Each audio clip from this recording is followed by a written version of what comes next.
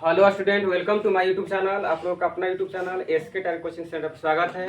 अभी हम लोग पढ़ रहे हैं संस्कृत शास्त्र विसर्ग संधि में नियम नंबर 2। पहला पढ़ा दिए थे, ये इसमें पढ़ेंगे वीडियो 2 में नियम नंबर 2। कौन संधि पढ़ रहे हैं बताइए आप लोग? विसर्ग संधि।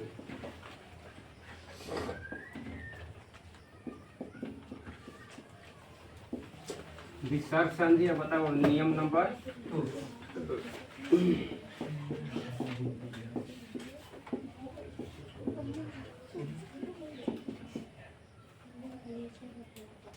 नियम नंबर 2। ठीक, और ध्यान रखिएगा कि आपको एक लेसन जो है प्यूसम, जो 100 नंबर का किताब होता है प्यूसम द्वितीय भाग, पहला लेसन का नाम है मंगलम, लेसन नंबर 2 पाटलिपुत्र, लेसन 3 अलस कथा, चौथा लेसन है संस्कृत साहित्य लेखिका, पांचवा है भारत महिमा, छठा है भारतीय संस्कार, सातवां होगा आपका स्वामी दयानंद, आठवां होगा क्रमवीर कथा, नौवां हो सातवां है नीति श्लोक, आठवां है क्रमवीर कथा, नौवां हो जाएगा दयानंद सरस्वती इन स्वामी दयानंद के बारे में, 10वां लेसन है मंदाकिनी नदी के बारे में, और 11 जो है व्याघ्र प्रतीकता यानी बाघ और राहगीर की कहानी के बारे में पढ़ना है, 12 लेसन जो है कर्णवीर की दानवीरता के बारे में पढ़ना है, 13 लेसन विश्व शांति के बारे में, और जो अंतिम लेसन है शास्त्रकार यानी शास्त्र के बारे में रचने वाले कौन कौन है उसके बारे में पढ़ना है। तो जिसमें पहला लेसन आपको कल चालू कर दिए थे मंगलम पाठ, जा करके पार्ट 1 देख लीजिएगा। पार्ट 1, 2, 3, 4, 5 5 श्लोक है पहला लेसन में, 500 पढ़ा दिए लाइन से ही। पहला लेसन का हिंदी था श्लोक के कि हे सूर्य सत्य का मुख, याद कर लीजिए 5 नंबर का आएगा श्लोक। पहला श्लोक के चलो तो अपन याद कर चल दिया। पहला श्लोक के हिंदी था हे सूर्य सत्य का मुख, याद है ना? हे सूर्य सत्य का मुख, सत्य का मुख सुनहले आवरण से, सुनहले आवरण से ढका हुआ है, सुनहले आवरण से ढका हुआ है, इसलिए सत्य धर्म की प्राप्ति के लिए उस आवरण को हटा दे। देखिए आप लोग को याद है कि ना है? जिंदगी भर बहुत याद रखे, जो कहानी से समझाया था, जो कहानी से आदमी समझ जाता कभी भूलता नहीं है। इस श्लोक में ही इंसान को सिखाया गया है मंगलम मतलब होता है कलंकारी, कल्याणकारी। क्या होता है? कल्याणकारी यानी शुभदायक। कोई काम जब हम लोग अच्छा काम करते हैं, कोई अवसर शुरू होता है तो आप क्या करते हैं? देखिए उस पर लिखा रहता है ओम मंगलम, यानी पहले हम लोग गणेश जी के वंदना करते हैं।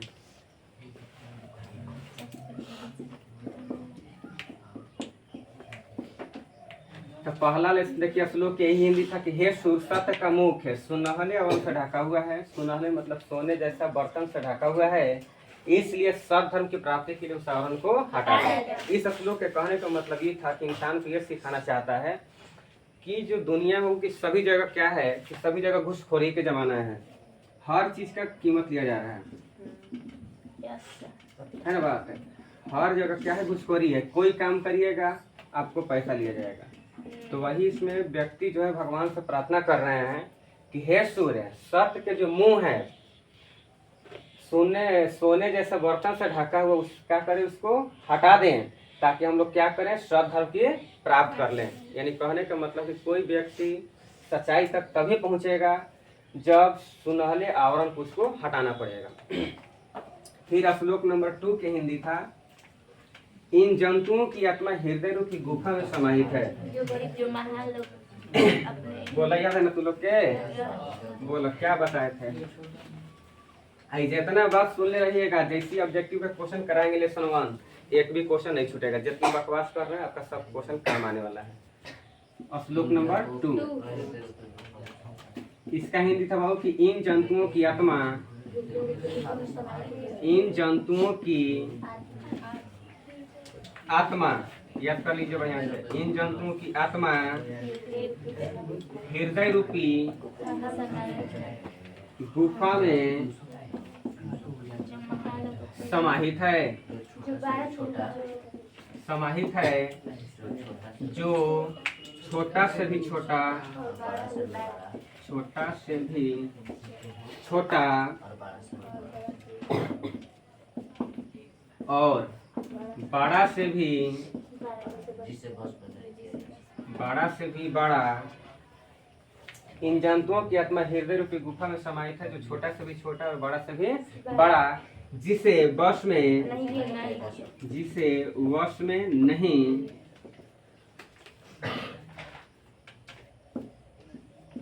किया जा सकता है, किया जा सकता है। इंद्रियों के प्रभाव से, इंद्रियों के प्रभाव से शोक रहित, शोक रहित मतलब होता है खुश होकर, शोक रहित होकर, इंद्रियों के प्रभाव से शोक रहित होकर विद्वान लोग, विद्वान लोग उस महान आत्मा को, महान आत्मा को देखते हैं। देखिए इस श्लोक में यही सिखाया जा रहा है आदमी को कि इन जंतुओं की आत्मा, जो भी देखिए जीव जंतु है, मनुष्य, सब जितना भी जीव जंतु है धरती पे, इन जंतुओं की आत्मा जो होते हैं कहाँ समाहित होते हैं? हृदय रूपी गुफा में, यानी दिल में समाहित होता है। कहने का मतलब कि कोई व्यक्ति के आप मन के बात नहीं जान सकते हैं, क्योंकि वो बात जो होता है वह दिल में होता है। तो वही यहाँ पे समझा रहा है कि इन जंतुओं की आत्मा, जितना भी संसार में जीव जंतु हैं, उस सभी का आत्मा कहाँ समाहित होता है? हृदय रूपी गुफा में, जो छोटा से भी छोटा है और बड़ा से भी बड़ा है। अगर आप छोटा मानते हैं तो इतना छोटा है कि उससे आप कल्पना भी नहीं कर सकते हैं, और अगर आप बड़ा मानते हैं तो इतना बड़ा है कि इसे कोई देख भी नहीं सकता है। लेकिन इसे देखने के लिए देखिए इंद्र जो लोग भगवान हैं वो क्या होते हैं? खुश होकर विद्वान लोग उस महान आत्मा को देख लेते हैं। इंद्र जो हैं क्या होते हैं? इंद्रियों के प्रभाव से, जितना भी ज्ञान इंद्रियां हैं, आंख, मुंह, नाक, इस सब की सहायता से विद्वान लोग जो है उस महान आत्मा को देख लेते हैं, यानी उस सच्चाई को, बात को समझ लेते हैं। तो चलिए देखिए याद कर लीजिए बढ़िया से कि इन जंतुओं की आत्मा हृदय रूपी गुफा में समाहित है, बोलते जाइए, जो छोटा से भी छोटा और बड़ा से भी बड़ा, जिससे हम लोग बस में नहीं कर सकते हैं। लेकिन इंद्रियों के प्रभाव से शोक रहित होकर विद्वान लोग खुश होकर के क्या करते हैं? उस महान आत्मा को प्राप्त कर लेते हैं, देख लेते हैं। हम लोग नहीं देख सकते हैं, क्योंकि हम लोग क्या हो, छल कपट वाले इंसान है, कहीं हम लोग झूठ जरूर बोल देते हैं। याद हो क्या बढ़िया से? नो चलो तीसरा श्लोक, पांचों श्लोक एकदम अच्छा से याद कर लीजिएगा, ऑब्जेक्टिव क्वेश्चन नहीं छूटेगा।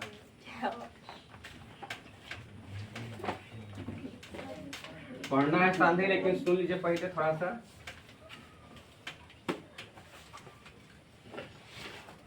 तीसरा श्लोक है हिंदी, सत्यमेव जयते, है ना? है वो सत्य की जीत होती है, झूठ की नहीं। सत्य की जीत होती है, झूठ की नहीं। सत्य से ही देवलोक का मार्ग विस्तार होता है, और उस देवलोक को प्राप्त करने के लिए ऋषि मुनि जो लोग हैं उस महान आत्मा को देखते हैं, जहाँ पर सत्य की सबसे बड़ी खजाना है।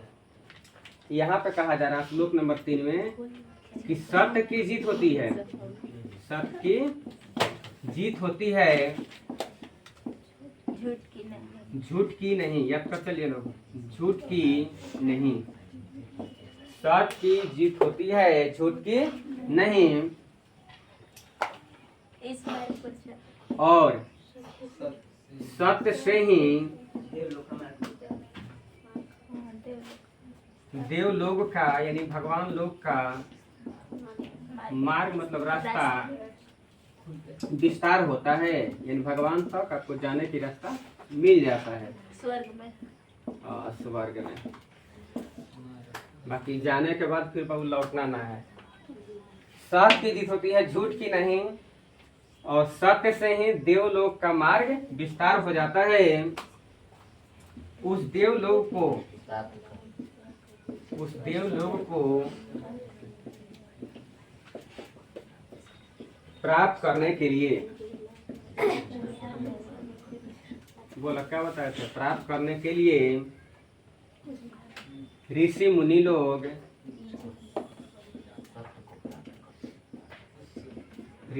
लोग उस सत्य की प्राप्त करते हैं जहाँ सत्य का सबसे बड़ा खजाना हो। इस सर्वटीय मत हमसे अर्थ समझिएगा, सबसे बड़ा खजाना हो। देखिए आपका कहने का तात्पर्य क्या है, पर कि सत्य की जीत होती है। जो संसार है, संसार वो सत्य और झूठ दोनों होता है, तो सत्य की हमेशा क्या होती है, जीत होती है, झूठ की नहीं होती है। यानी सत्य जो है, कभी कभी आप किसी के मुंह से सुने होंगे कि सत्य जो है परेशान हो सकता है, लेकिन ये कभी पराजित नहीं होती है। सत्य जो है हमेशा आपका पूरा दुनिया घूम लेगा, यानी झूठ पूरा दुनिया घूम लेता है, लेकिन सत्य जो है अपना एक ही जगह पे खड़ा रहता है। सत्य की जीत होती है, झूठ की नहीं। और सत्य से ही अगर आप सच्चाई पर रहते हैं तो देवलोक का, यानी देव भगवान तक आपको जाने का रास्ता मिल जाता है। उस देवलोक को प्राप्त करने के लिए, भगवान को देखने के लिए, जानने के लिए ऋषि मुनि जो है, साधु संत को कहा जाए, ऋषि मुनि कहे हैं या मोक्षार्थी भी कह सकते हैं। उस देवलोक को प्राप्त करने के लिए जो ऋषि मुनि लोग हैं, साधु संत हैं, उस सत्य को प्राप्त करते हैं जहाँ पर सत्य की सबसे बड़ी खजाना हो। इसीलिए देखते हैं कि वो दंड कमंडल लेकर के अपना दुनिया में विलीन हो जाते हैं। नहीं तो सब कोई क्यों नहीं साधु संत बन जाता है, सब कुछ साधु संत नहीं बन सकता बाबू। सब चीज आपको त्यागना पड़ता है, घर द्वार समाज, ये सब चीज से अपना अलग होना पड़ता है। तो वही इस बात में समझाया गया है कि सत्य की हमेशा जीत होती है, झूठ की नहीं। और सत्य से ही देवलोक तक जाने का रास्ता मिल जाता है। और ऋषि मुनि लोग ही जो है अपना सत्य प्राप्त करते हैं जहाँ पर सत्य का सबसे बड़ी खजाना होता है, और लोग प्राप्त नहीं कर पाते हैं। चौथा श्लोक था याथा नदिया, ठीक है, कुछ कुछ शब्द याद रखना पड़ता है। याथा मतलब होता है जिस प्रकार, जाकर के पार्ट 1 2 3 4 5 सब देख लीजिएगा लाइन से। जिस प्रकार बहती हुई नदियां अपने नाम रूप को छोड़कर समुद्र में मिल जाती है, उसी प्रकार विद्वान लोग जो हैं अपने नाम रूप को छोड़कर श्रेष्ठ पुरुष अर्थात ब्राह्मण को प्राप्त कर लेते हैं। फिर से याद कर लीजिए कि जिस प्रकार बहती हुई नदियां अपने नाम रूप को छोड़कर कहाँ मिल जाती है, समुद्र में मिल जाती है।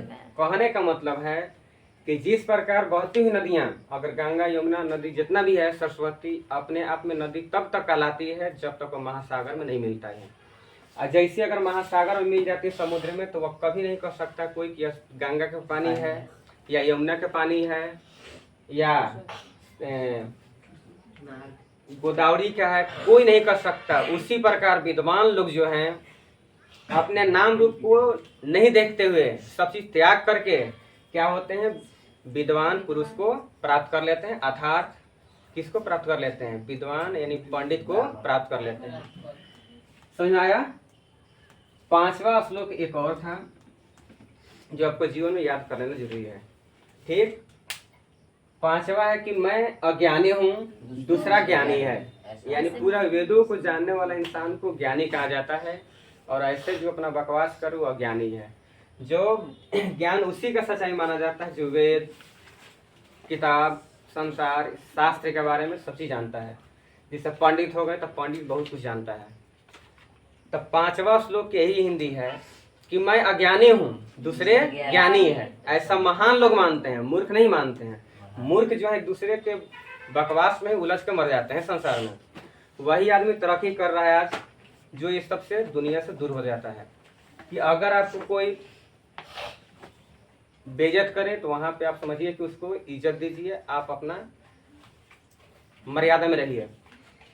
मैं अज्ञानी हूँ, दूसरे ज्ञानी, ऐसा महान लोग मानते हैं। और ऐसा मानकर अपने मृत्यु को भी पार कर जाते हैं। जो मृत्यु होता है ना, इंसान का सबसे अंतिम चरण होता है, वो मृत्यु को भी पार कर जाता है।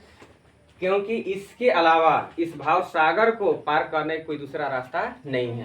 कहने का मतलब ये था कि आदमी जो है आज के डेट में कोई झुकना नहीं चाहता है, चाहे वह सीखा हो या ना सीखा हो, उसके पता है या ना पता है। हल्का फुल्का कहा था ना कि नीम हकीम खतरे जान, ये लिटल नॉलेज डेंजरस थिंग। यानी जब छोटा मोटा जो ज्ञान होता है वो किसी इंसान को जीवन के बर्बाद ही करता है।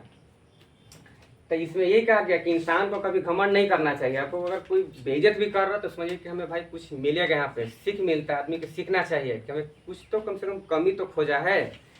आपने आपको मेहनत नहीं किया, आपके पीछे पड़ा हुआ है, तो आप खुश होइए कि आप एक दिन तरक्की करिएगा। जिसमें कुछ होता है उसी का चाचा होता है। मैं अज्ञानी हूँ, दूसरे ज्ञानी, ऐसा कौन लोग मानते हैं बताइए? महान लोग मानते हैं। और ऐसा मानकर अपने मृत्यु को भी पार कर जाते हैं, क्योंकि इसके अलावे कोई दूसरा रास्ता संसार में नहीं है कि आप मोह माया से पार हो जाइएगा। मोह माया है तभी तक किसी इंसान को मरने के बाद रोने लगता है। अगर मोह माया नहीं होता तो कोई बाबू यहाँ पे किसी के लिए नहीं रो पाता। ठीक है, 5 श्लोक खत्म कर दिए। ये बढ़िया से बात जितना बोले हैं सुन लीजिएगा, याद कर लीजिएगा, थोड़ा सा एक भी ऑब्जेक्टिव क्वेश्चन नहीं छूटेगा। चलो याद हो गया? बढ़िया सुनो है, कुछ सीखला लोग, याद कर लो। किताब भले कहानी पढ़ रहे हैं लेकिन इसके जीवन में गहन कीजिएगा, उतारिएगा। किताब कोई पढ़ के महान नहीं बनता है, ध्यान रखिएगा। बातों को समझिए, आपका अनुभव बताएगा। चलो नियम नंबर 2 पढ़ाना है नो, लिखिए नियम नंबर 2।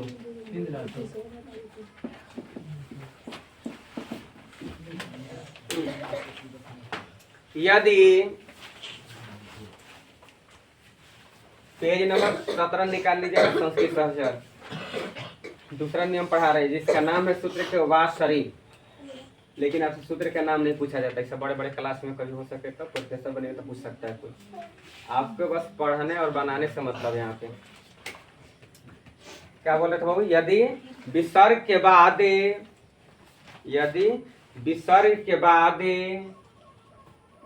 कोई सकार हो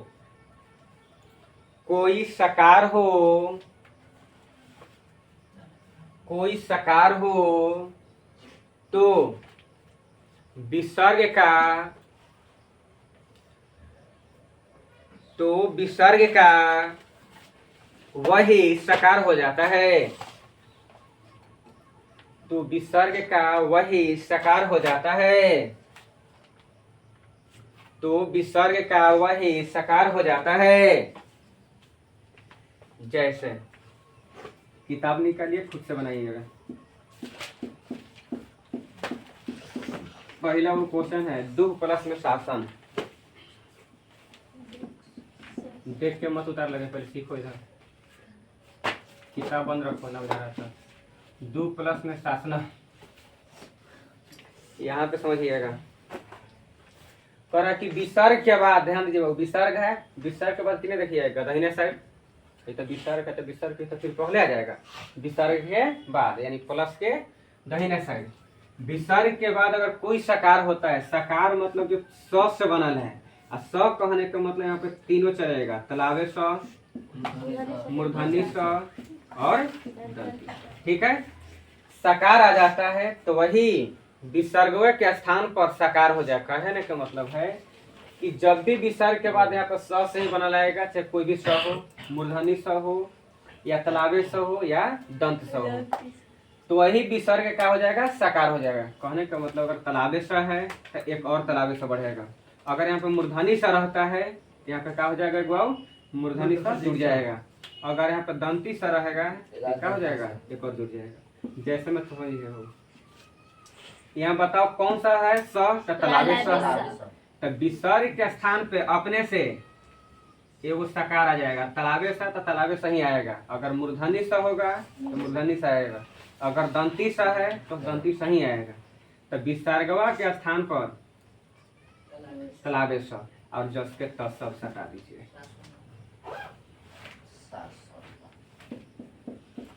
बोलिए, भारी लगा बाबू? तो ये सब बाबू असली नियम है। ठीक है, गेस गाइड के चक्कर मत पड़ो। अगर हमसे पढ़ लेता तो फिर अपने जीवन में कभी संधि दोबारा पढ़ने की जरूरत नहीं पड़ेगा। क्या बोले का बतवा नू बोले इतना हेलो बोलो टाइप नि प्लस में शब्द बोल में बोलो सब कुछ। नी तलावे स है तो स आ जाएगा, तलावे स लेकिन अधूरा आएगा, ध्यान रखिएगा। निशब्द। तीसरा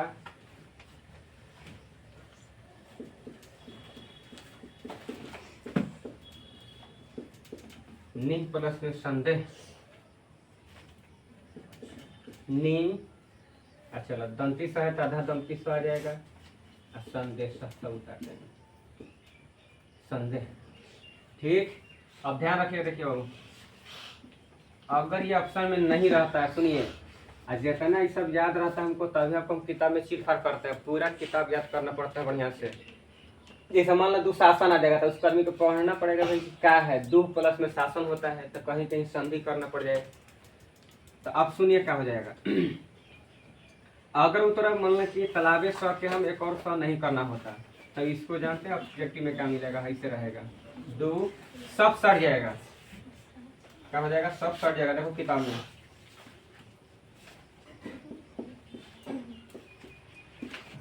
अगर ऐसे नहीं लिखा रहेगा ऑब्जेक्टिव में तो हाई ऑप्शन जरूर रहेगा, ध्यान रखिएगा। यानी क्या कर रहे हैं बताइए, खाली सटा दे रहे हैं सब, नी शब्द सबसे आसान संधि यही था, सब सटा देना है। ठीक, यहाँ पे लिखा था नि शब्द,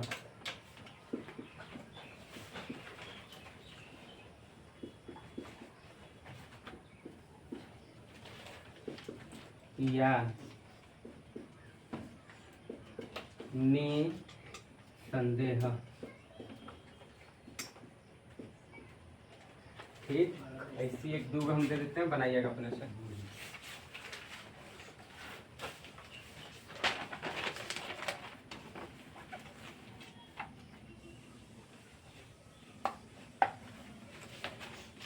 नहीं है लेकिन चलो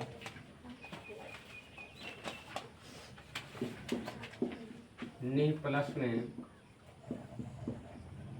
शासन,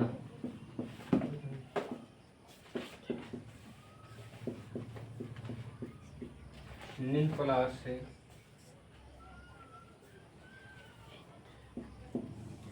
नि प्लस